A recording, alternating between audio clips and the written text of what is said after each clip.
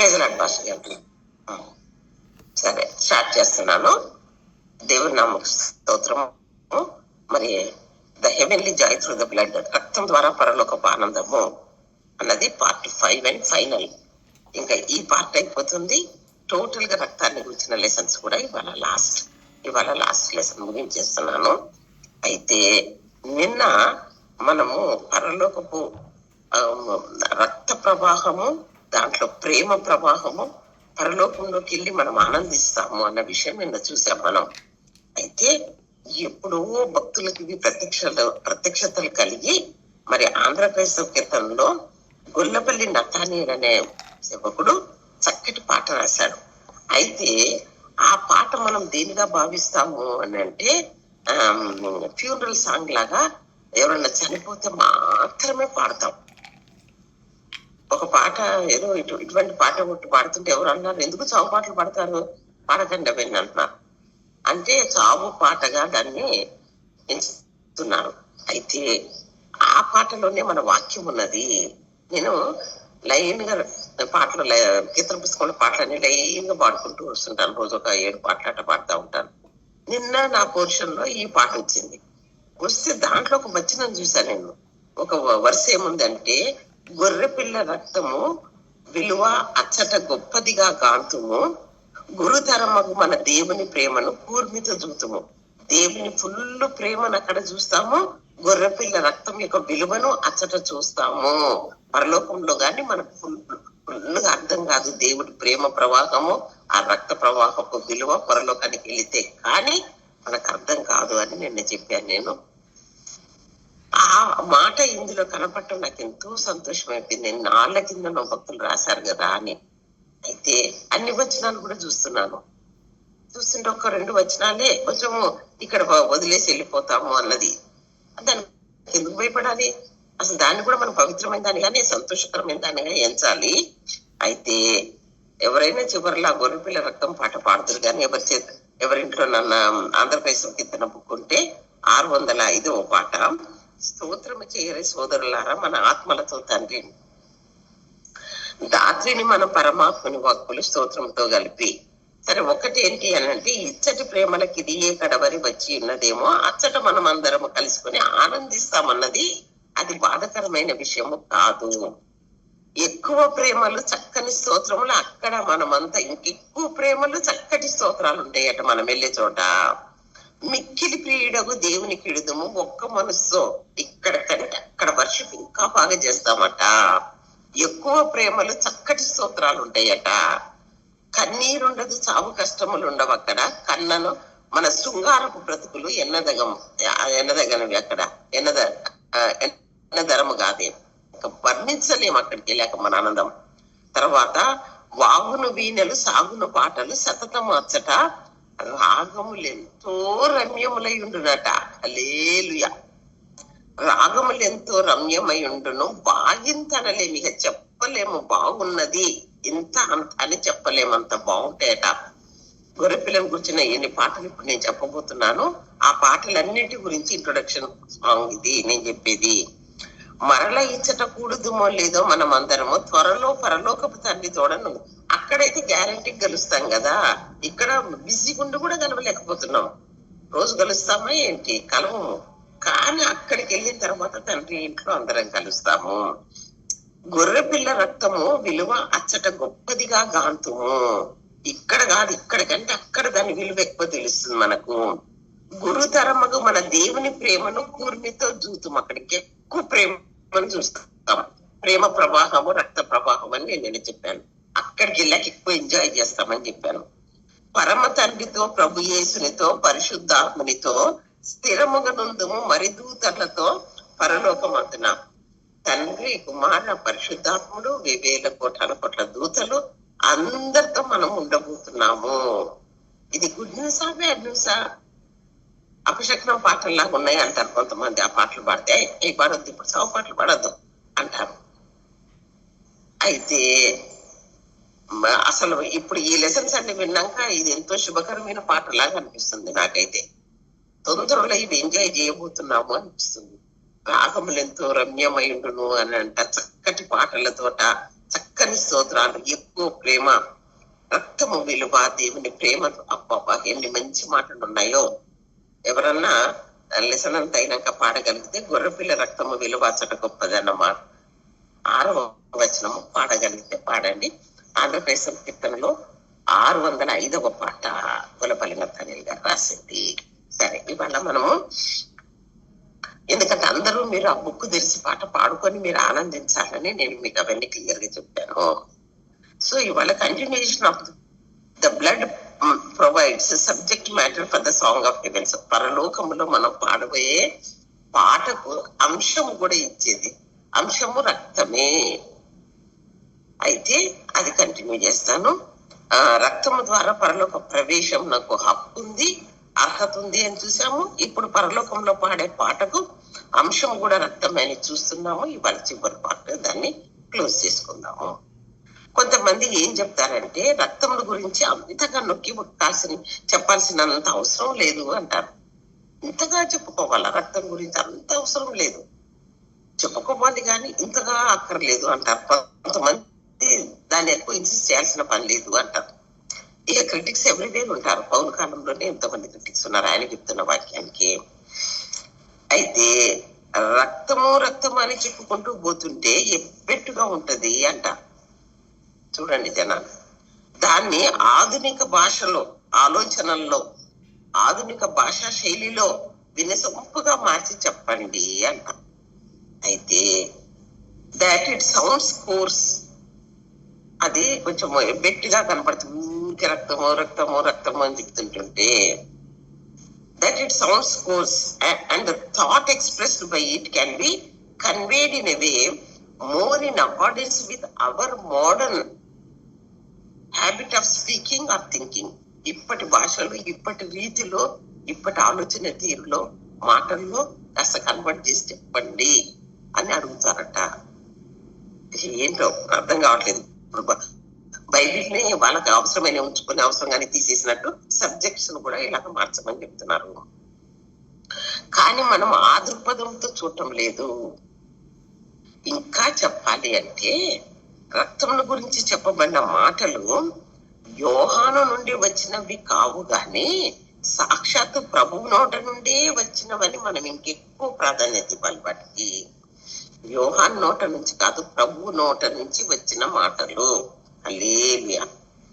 పరిశుద్ధాత్ముడు ఎన్నుకొని వాడిన మాటలవి.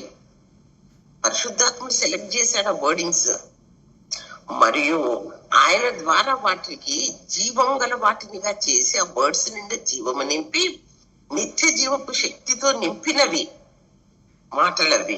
సామాన్యమైన మాటలు కాదు, బైబిల్లో రాయబడ్డ మాటలు. అట్టి మాటలు గల పాట మనకివ్వబడింది. మనం ఎంత ధన్యులము. ఆ ప్రతి మాటలో ఎంత జీవం ఉన్నది, శక్తి ఉన్నది. కనుక దాంట్లో ఆశీర్వాదపు శక్తి మన జ్ఞానానికి మించి ఉంటది. మనం ఎంత అర్థం చేసుకొని ఎంత ఆశీర్వాదం పొంది ఎంత శక్తి పొందినా నాకు ఫుల్ గా మాత్రం కాదు, అక్కడికి వెళ్ళాకే ఫుల్ గా అనుభవిస్తాము. ఈ మాటలతో కాక వేరు విధంగా వ్యక్తపరిస్తే, దాన్ని మన ఆలోచనకు తగ్గట్టుగా మారిస్తే అది అసంపూర్ణమైనది, ఇంపర్ఫెక్ట్ గా ఉంటది. హ్యూమన్ ట్రాన్స్లేషన్ లాగా, మానవ తర్జుమా లాగా మారిపోతుంది. అదే అవుతుంది. ఎవరైతే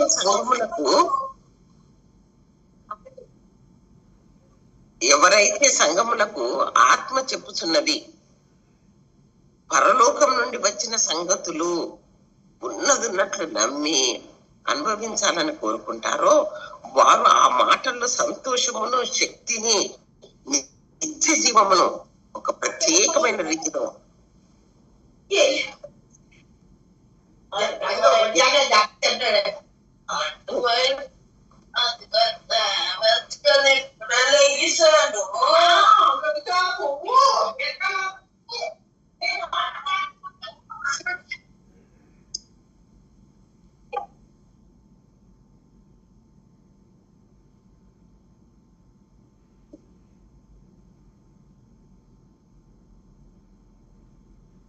ఎవరైతే సంఘములకు ఆత్మ చెప్పుచున్నవి, పరలోకం నుండి వచ్చిన సంగతులు ఉన్నదున్నట్లు నమ్మి అనుభవించాలని కోరుకుంటారో వారు ఆ మాటల్లో సంతోషమును, శక్తిని, నిత్య జీవమును ఒక ప్రత్యేకమైన రీతిలో దాగి ఉన్నది, ఎన్ఫోల్డెడ్ అని తెలుసుకుంటాం.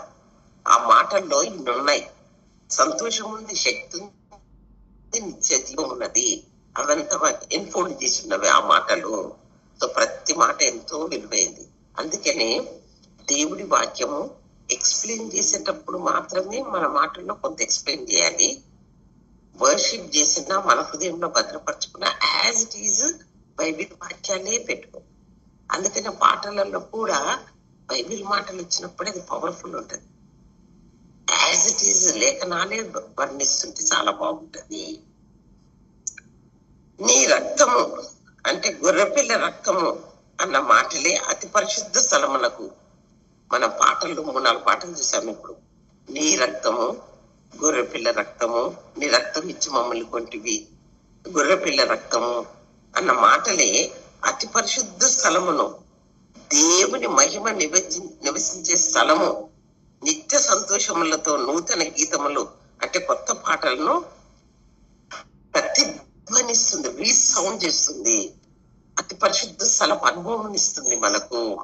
రక్తం పేరు చెప్పితేనే, పలుకుతుంటుంటేనే అతి పరిశుద్ధ స్థలం అనుభవం మనకు అక్కడ ఈ పాటలు వినపడుతూ మనకు ఆనందాన్ని కలగజేస్తాయి. గొర్రెపిల్ల రక్తము ద్వారా పరలోకపు ఆనందం అది. అది కలిగే ఆనందము కేవలం గొర్రెపిల్ల రక్తం వలననే. ఇది మనందరి సౌభాగ్యం. హల్లెలూయా. భూమి మీద ఉన్నప్పుడే ఎవరైతే ఏక మనస్కులై దాని శక్తిని ఆశ్రయిస్తారో వారందరికీ గొప్ప సౌభాగ్యము భూమి మీదనే అనుభవించేది.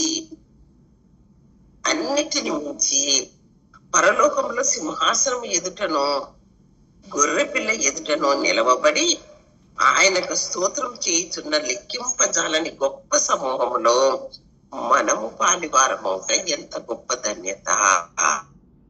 ఆ లెక్కింపలేని సైన్యంలో మనము కూడా సింహాసనం ఎదుటను గొర్రెపిల్ల ఎదుటను నిలవబడి మనం కూడా పాట పాడుతాయి. అది ఎంత ధన్యత.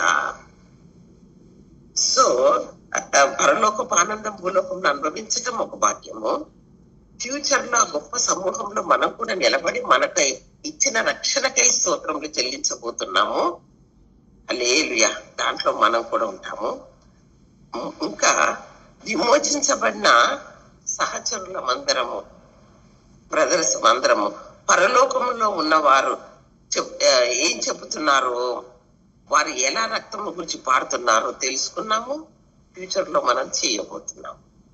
ఈ తెలుసుకున్న శుభవార్తలు దేవుడు మన మీద ఎంత ప్రభావం చూపాలనుకుంటున్నాడో అంత ప్రభావము మనలో కలుగునట్లుగా మనం ప్రార్థన చేసి ఎందుకు చూపించాడు ఆయన ముందే, మనకి ఎందుకు తెలిపాడు అంటే దాంట్లో ఎంతో ప్రభావం ఉన్నది.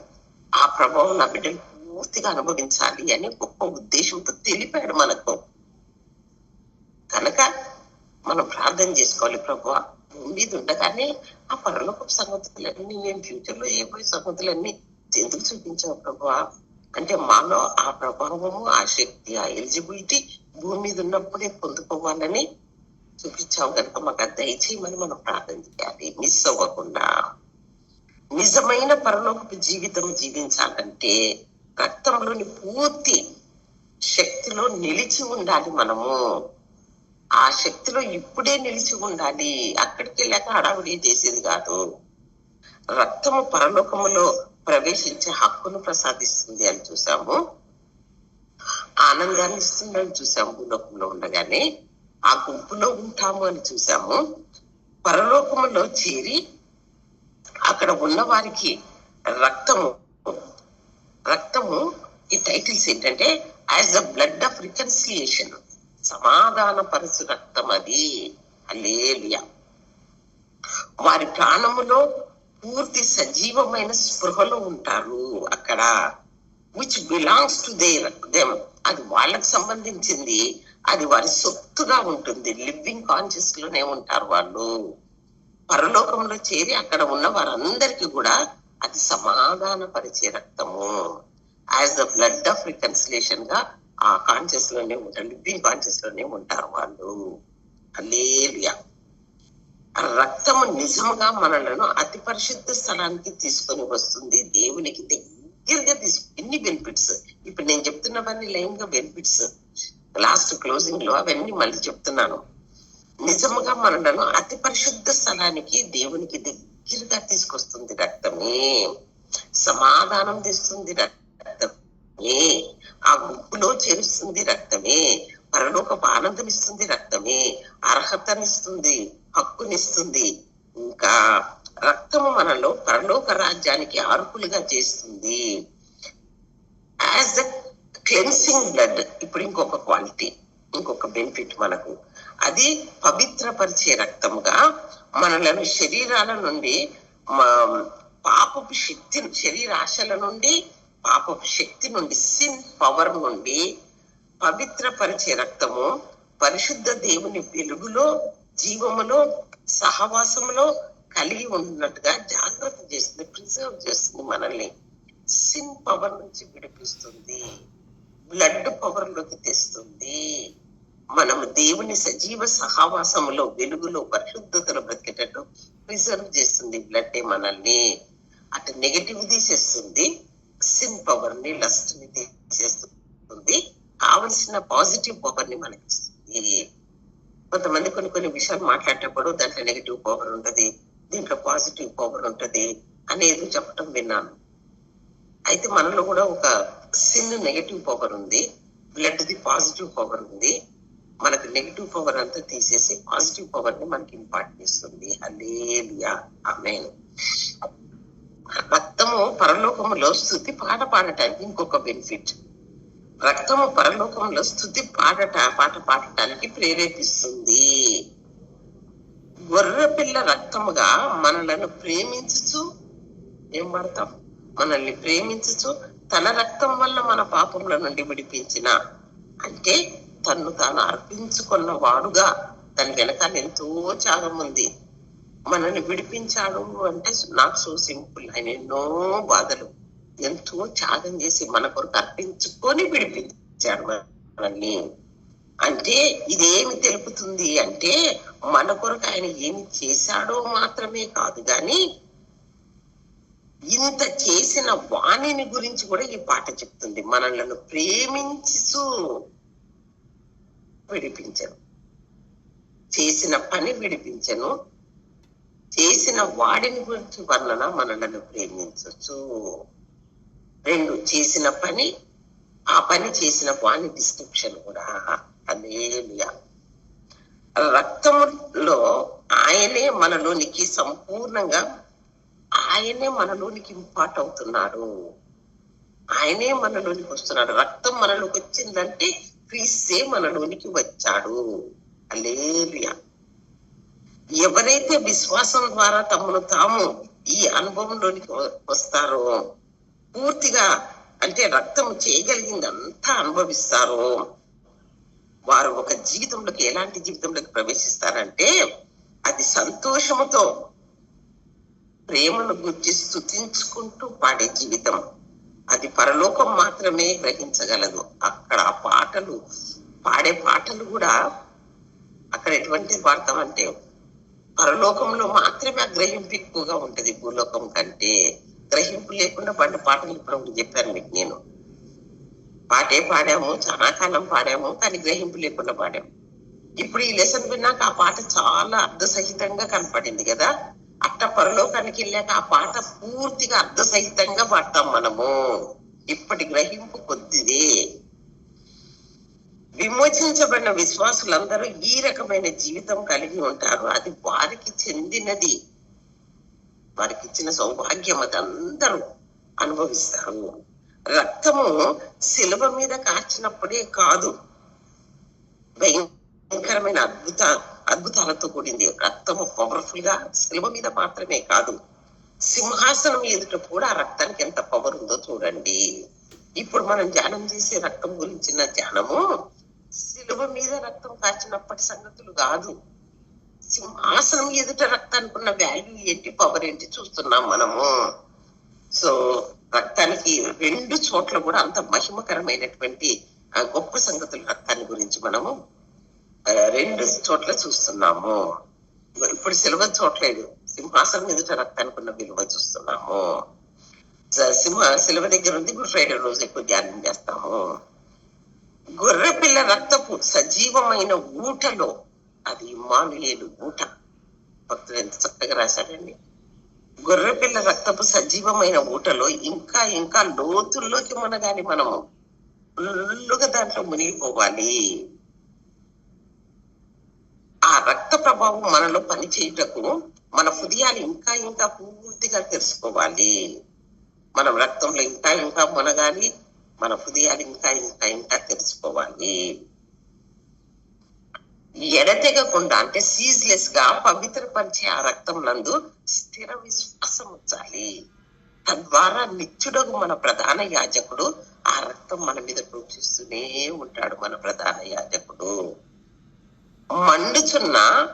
మండుచూ ఉన్నా, కొంతమందికి కొన్నిసార్లు మండుద్ది, కొన్నిసార్లు మండదు ఉదయం, కానీ మండుచూ ఉన్నా. ఎందుకంటే ఆయన ప్రేమ చెప్పేటప్పుడు మనలను ప్రేమించినా అనలేదు మాట, మనలను ప్రేమించు అనుంది. మన హృదయముగా మండుచూ ఉండాలి.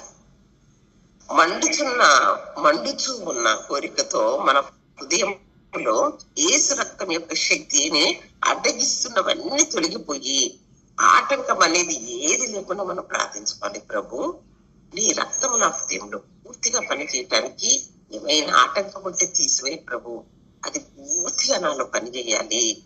ఆటంకాలు ఉంటవే కనుక అవి తీసివేయమని అడగాలి, అవి చూపించమని అడగాలి, అవి తీసివేయమని అడగాలి.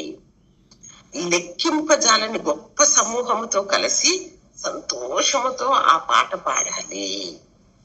వారికి అక్కడ రక్తము కంటే మహిమకరమైంది ఏది కనపడలేదు స్తుతించి పాడటానికి. ఇక టాపిక్ అంటే రక్తమే కాబట్టి వాళ్ళు రక్తం యొక్క మహిమను గురించి పాడారు వాళ్ళు. కనుక నీ రక్తం ఇచ్చి దేవుని కొరకు మమ్మల్ని కొన్నావు అని పాడారు 5:10 రెవల్యూషన్ లో. అందుకే భూమి మీద ఉన్నప్పుడే మన జీవితం ఎలా ఉండాలో అలాగే ఉండునట్లుగా మనం సిద్ధపడాలి. ప్రభువుని అడగాలి, మనం కూడా సిద్ధపడాలి. రక్తం యొక్క శక్తి పరలోకంలో పూర్తిగా అనుభవించాలంటే భూమి మీద ఆ ఎలిజిబిలిటీ, బ్రతికే తీరు ఎలా బతకాలో కూడా ప్రభువుని అడిగి పరిశుద్ధాత్మ సహాయంతో మనం బ్రతకాలి. మన ప్రియ ప్రభువునకు నిరంతరము పాడే పాట అది. మనలను ప్రేమించుచు తన రక్తం వలన మన పాపముల నుండి మనల్ని విడిపించిన వానికి మహిమయు ప్రభావమును యుగ యుగములు కలుగును గాక. ఆమేన్, ఆమేన్. ఆయన మనలను తన తండ్రియగు దేవునికి, మనలను ఏం చేశాడండి? రక్తంతో కడిగి తన తండ్రి అని ఉంది. కొన్ని చోట్ల మన తండ్రి ఉంటుంది, ఇక్కడ మాత్రము మనలను తన తండ్రి దేవునికి ఒక రాజ్యముగాను యాజకులుగాను చేశాను. ఆమేన్, హల్లెలూయా. యుగ యుగముల వరకు ఆయనకి మహిమ ఘనత ప్రభావము చెల్లును గాక. ఆమేన్. సో కార్య ఆరంభము కంటే కార్యాంతము మేలు. రక్తమును గురించి మొదలు పెట్టిన నాటి ఆయన కృప ఎంత గొప్పగా ఉందో, ముగించినప్పుడు కూడా ఆయన కృప అంత గొప్పగా ఉన్నందుకు దేవునికి స్తోత్రం. మొదలు పెట్టినా ముగించలేని ఉంటాయి కొన్ని, అది దేవుని కృప. రక్తం గురించి మొదలు పెట్టాము, ఆయన కృప. ముగించాము, అది కూడా ఆయన కృప. అయితే నెక్స్ట్ దేవుడు సెలవిస్తే ప్రార్థన గురించిన లెసన్స్ మొదలు పెట్టాలనుకుంటున్నాను. ఆయన సెలవిస్తే మనం ప్రార్థనలు కూడా శక్తి గల ప్రార్థన చేయ వరంగా కావాలి. అందుకొరకు అది చేయాలనుకుంటున్నాను. దేవుడు సెలవిస్తే అలాగే నేర్చుకున్నాము. ఆమేన్, హల్లెలూయా. దేవుడి మాటలు దీవించుగాక. ఆమేన్.